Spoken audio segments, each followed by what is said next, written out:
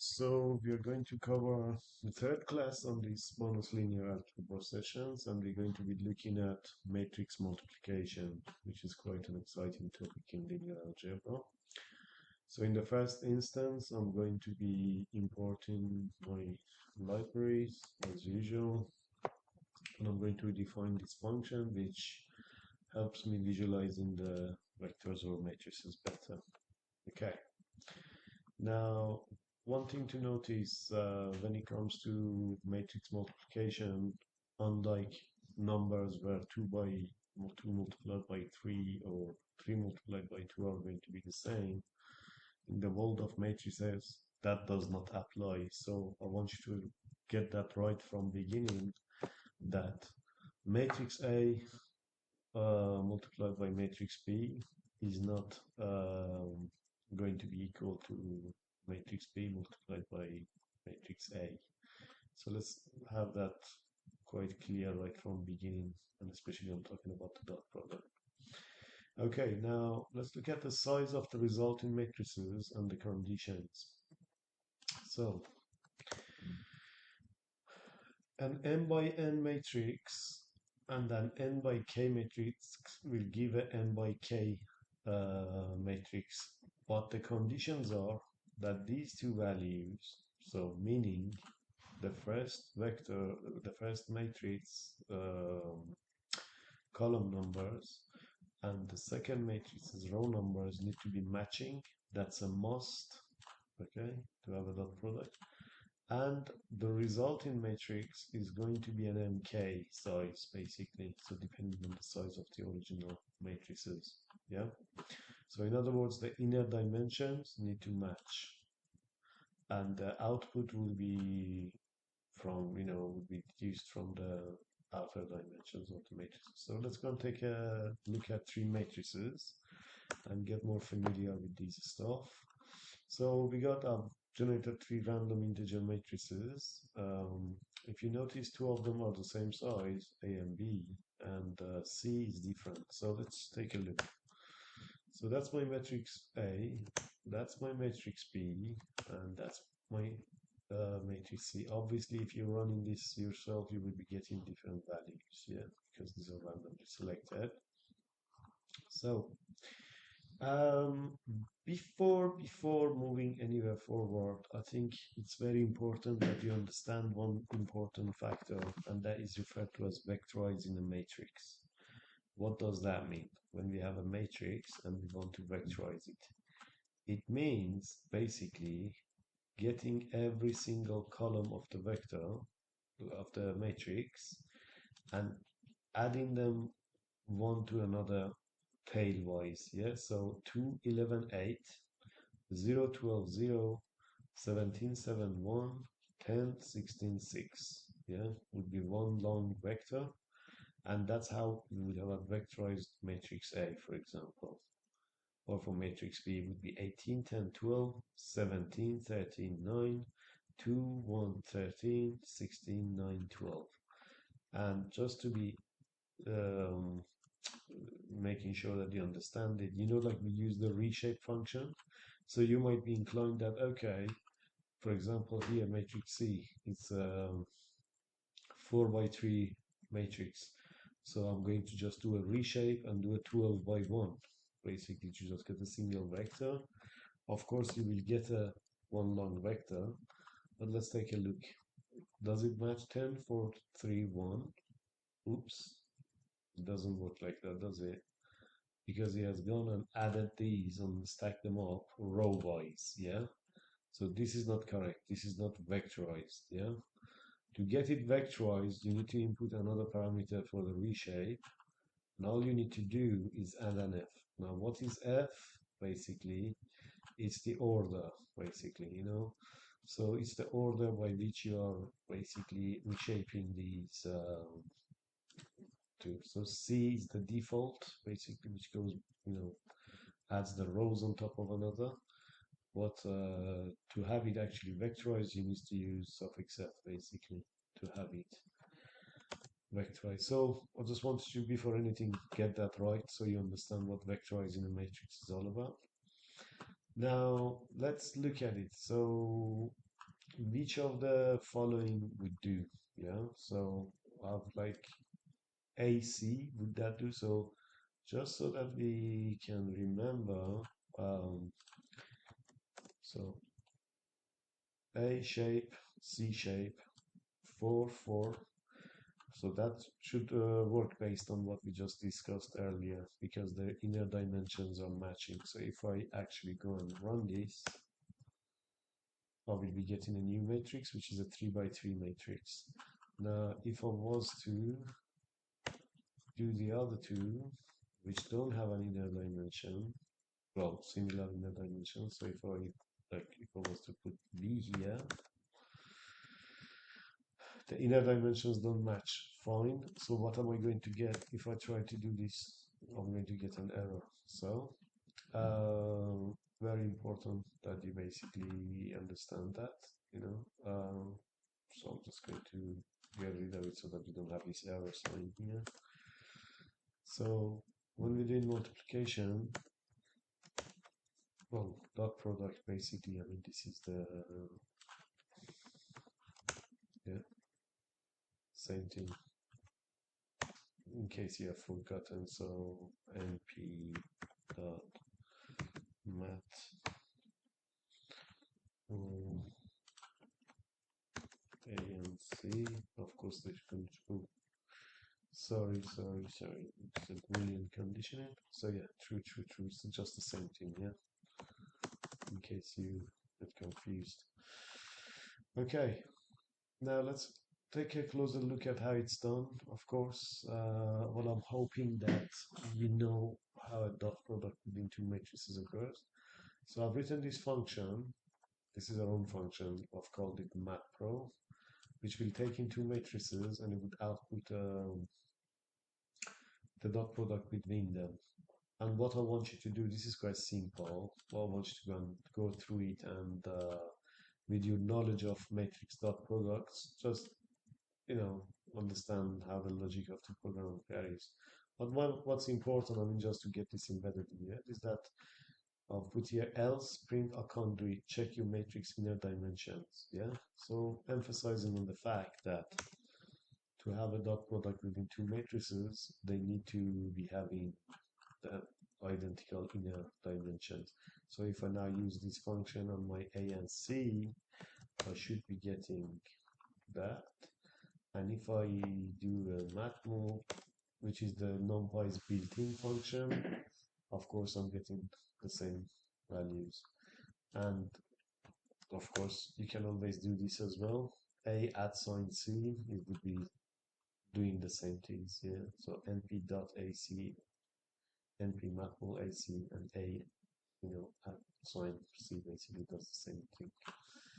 And what do I get if I do this? I can't do it. Check your matrix in a dimension. So instead of getting the error that we got before, we're getting that. So this was just a little fun function for you to play with and get a hang of the importance of the inner dimension. Now, matrix multiplication with diagonal matrices. Let's make a matrix of ones and a random diagonal matrix and multiply them to see what happens. Okay, so this is basically an exercise for you to like have a better insight of these ideas. So we have a matrix of ones, all elements are ones. It's 5 by 5. And I'm going to make a random diagonal matrix. I don't know what I'm going to get. So we have 9, 7, 4, 7, 5 in its diagonal, sort of. Yeah. So that's a diagonal matrix. Now we're going to just use our own function, for example, to see what we are going to get. And you get a whole column of nines, a whole column of sevens, whole column of fours, whole column of sevens, and a whole column of five. So what does this tell you? I want you to think about it. I use the matrix of one here basically, okay? And that was for you to sort of have a feed of how the diagonal elements play part basically. Obviously, if this was another matrix, it would have other values here. but this was just to signify the importance of diagonal value. So I really want you to, have a second thoughts about this and, appreciate the importance of the diagonal values in the matrix. Okay, and if I do it like this, so before I did, like when we were emphasizing on AB is not equal to BA, yeah? So you can see it here, what's happened. So I have my diagonal matrix first, dotted with the ones, yeah? Well, with the identity matrix. So, sorry, with the ones matrix. And you can see that now you have row-wise sort of numbers falling through. So this is really important for you to sort of grasp visually so that you have a better understanding and feel of, firstly, that the order of matrix multiplication matters, and also the diagonal value is important. Yeah. Okay. And definitely try to understand how a dot product between two matrices is done. Yeah. I am hoping that you go and basically you know this or you're going to do it yourself. All right. Order of operation of matrices. So we said that AB is not equal to BA. But then, sometimes you will know that you will transpose the product of two matrices. Okay, so like AB in the parentheses transposed. How does that get translated basically? How do we, mathematic wise? There is this rule called leave evil. Okay, so just think of the words leave evil, assuming that L, I, V, and E are each separate matrices, and we are dotting them together, and then we want to have a transpose of that dot. Alternatively, if you want to transpose every single one, you need to be aware that you can't do L transpose, I transpose, V transpose, and E transpose. You need to go the other way around. So you go in reverse order, E transpose dotted with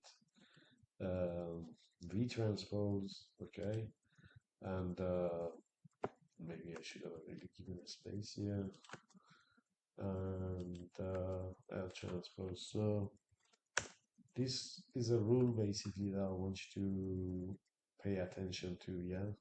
So when you got a group of matrices, not a group, when you got a number of matrices being dotted and you want to transpose the whole thing, this is the rule. You go the other way around. Okay, so very important that you understand that. And leave evil is a fantastic way of demonstrating this to you.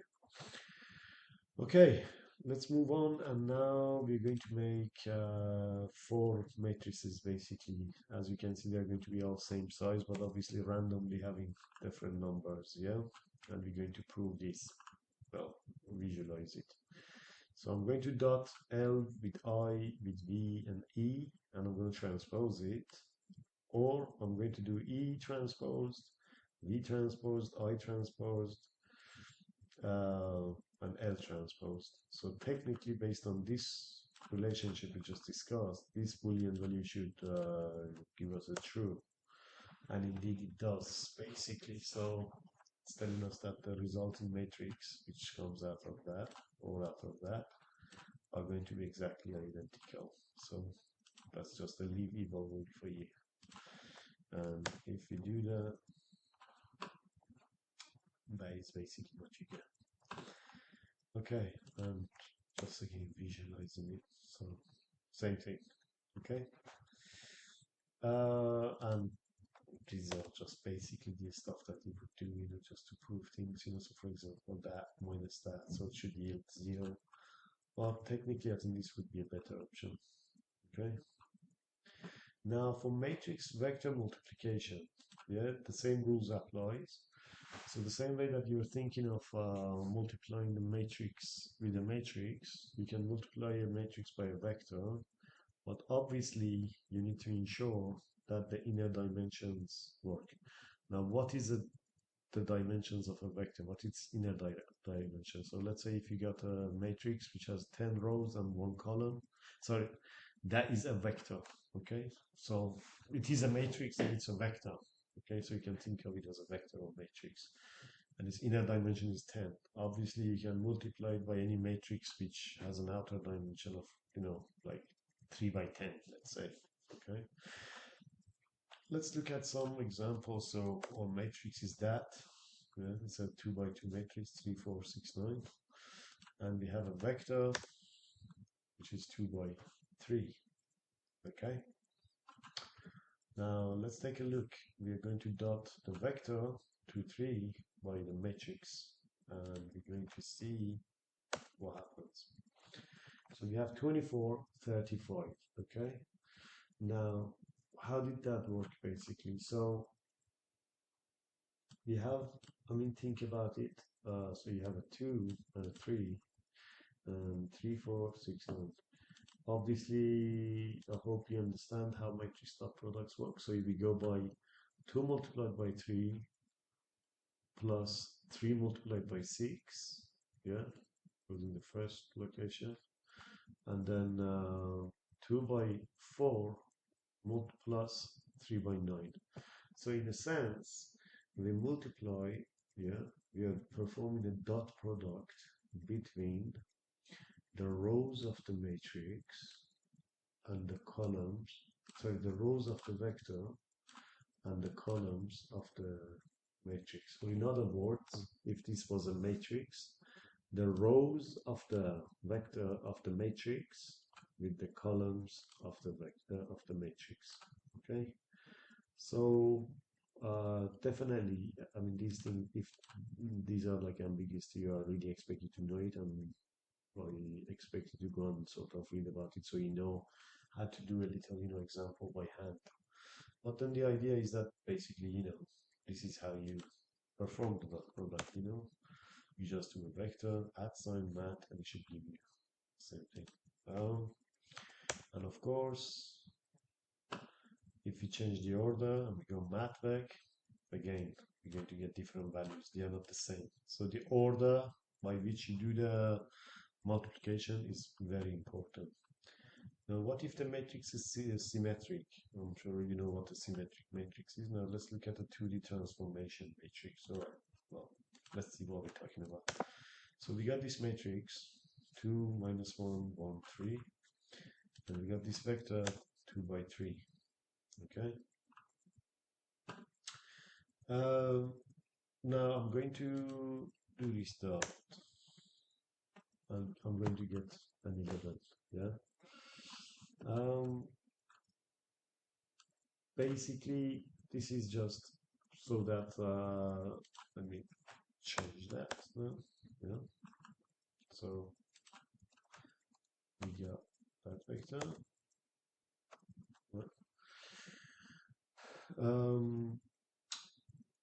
So you can see like having just a -1 or a 1 basically. So the idea is like please pay very careful attention to the importance of even the signs, one value inside the matrix. So again, instead of 711, you of course can get a 1.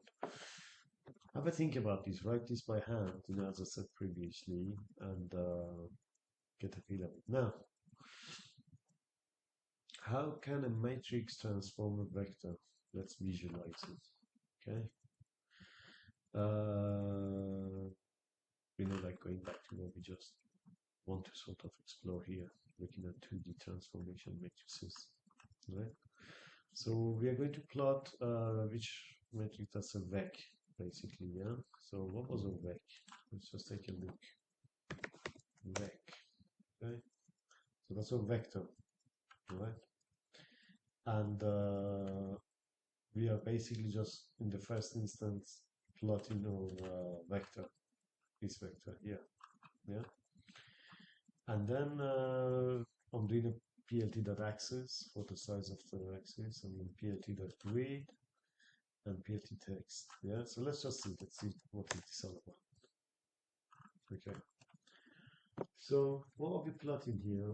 In the second row, I had the matrix multiplied by vec. Which matrix? This matrix, yeah, that I had here. Okay. What has happened? So the vector is the original blue one, and the product of the matrix by the vector has basically stretched out and changed the direction of the vector. All right. If we go back, let me just make sure that I haven't changed these values all the way because I was trying to talk about the importance of it. So yeah, we can see that there is both rotation and there is both stretching basically. So this matrix, this is the effect of the matrix on the vector and dot product. So let's see by just changing that sign, what do we get? Okay. Ooh. So it seems, well, we are not seeing that both as rotation and stretching. We are just seeing a stretching. Does that make sense? So previously we have stretched and changed the direction of the matrix, whereas here it's like we are not changing the direction of the matrix. We're just extending it. Okay. Now, what's this command? There is a matrix that can only perform rotation in 2D, and it's called a rotation matrix. All right. I want you to bear this in mind because this becomes one of the most important topics of linear algebra.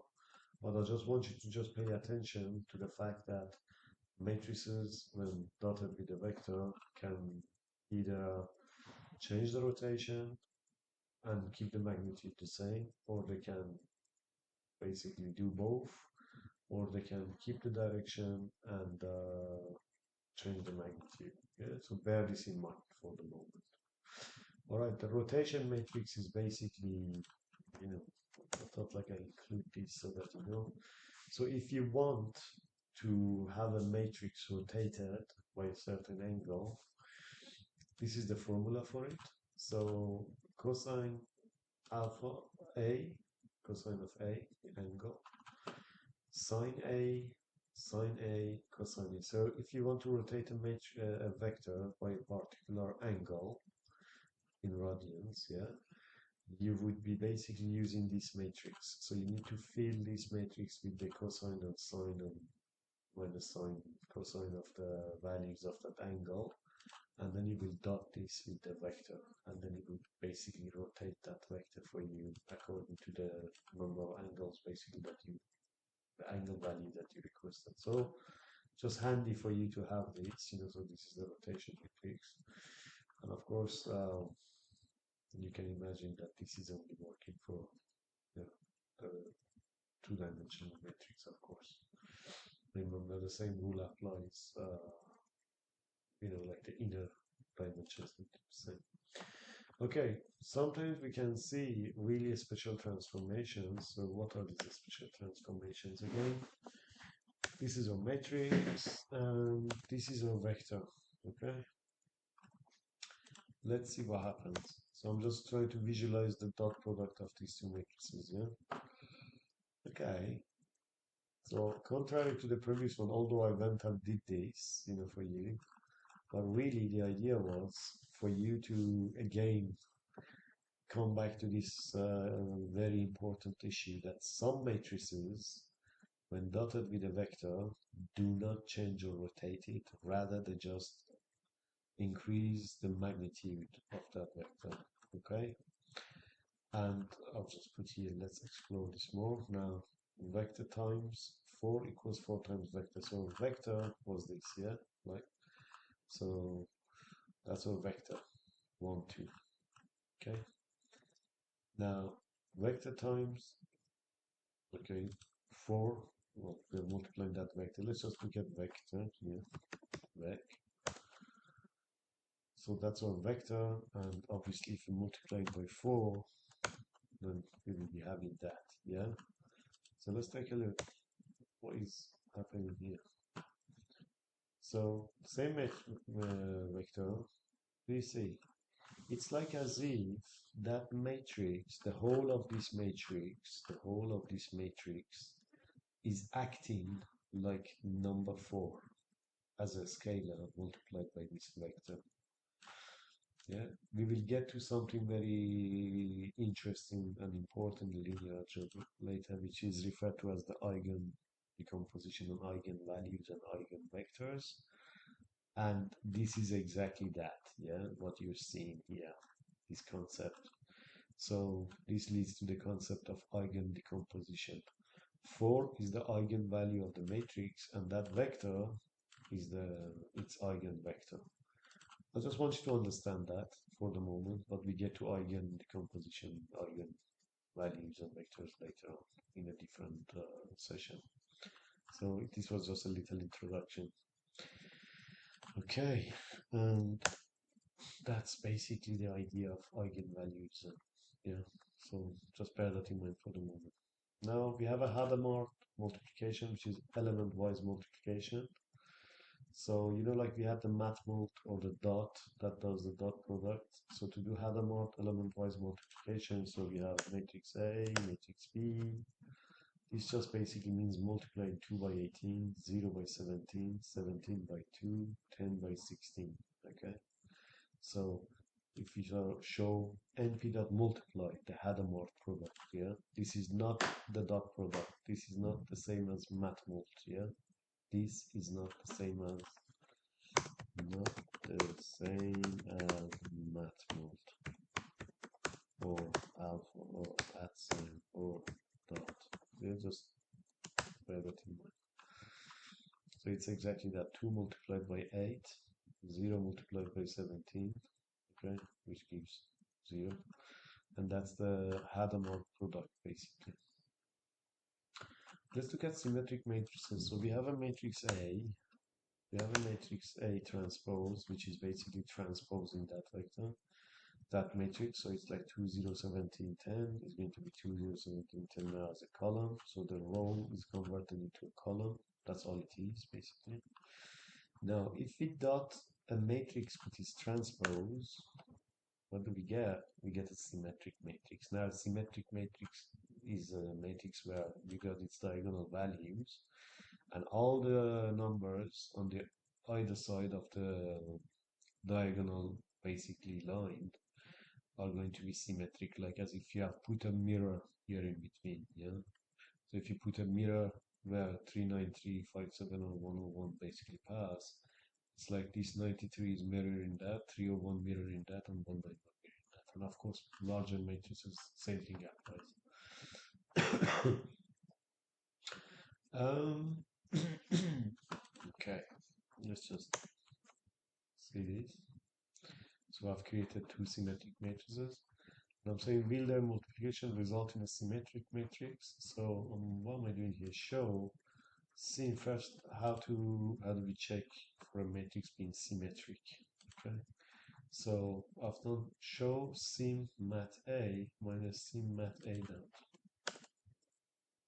We're getting zeros. Okay.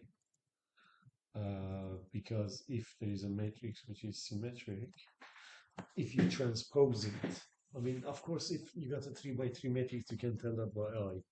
But if you got a really, really large matrix and you want to basically check for the matrix being symmetric, you just try to visualize subtracting the matrix with its transpose. Okay? If it's symmetric, then you should get all zeros.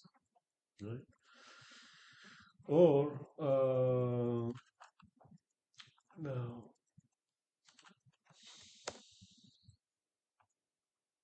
obviously, multiplying two symmetric matrices will not give a symmetric matrix.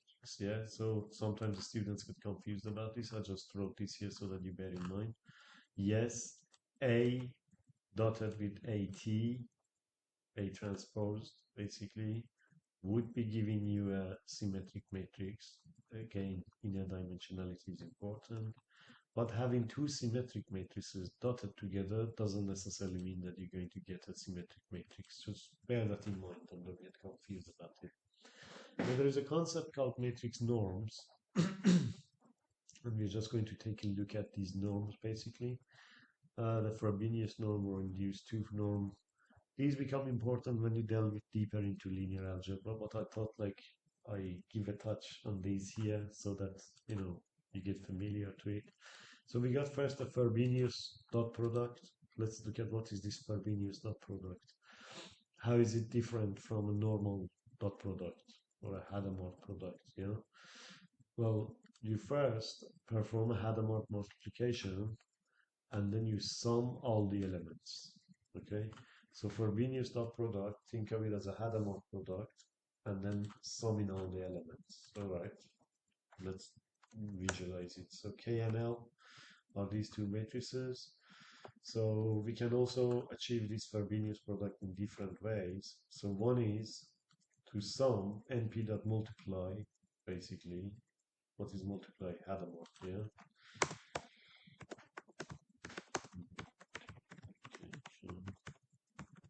And sum of elements.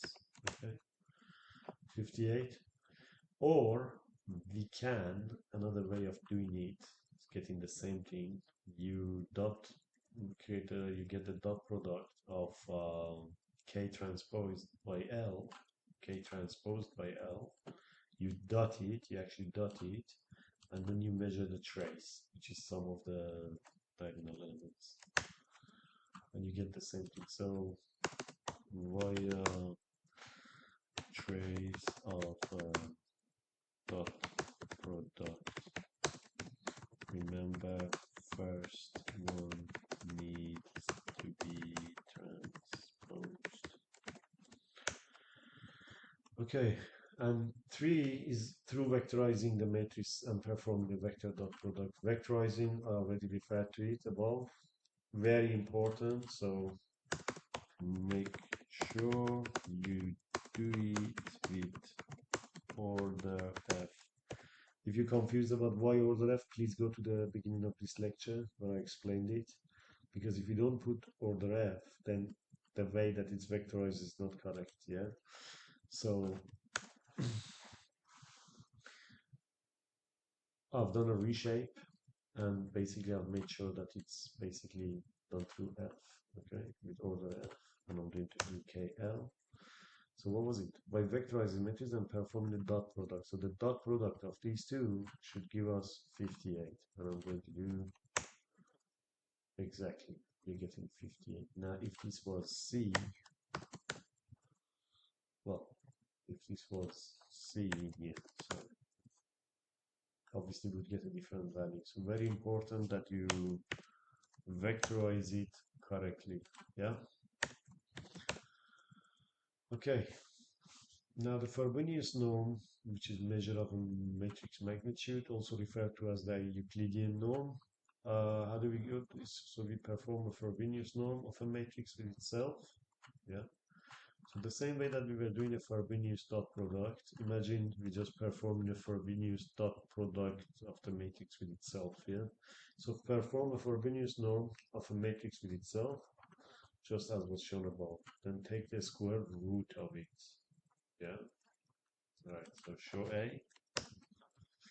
So let's say you've been asked to measure the Frobenius norm of this matrix, yeah, or its Euclidean norm.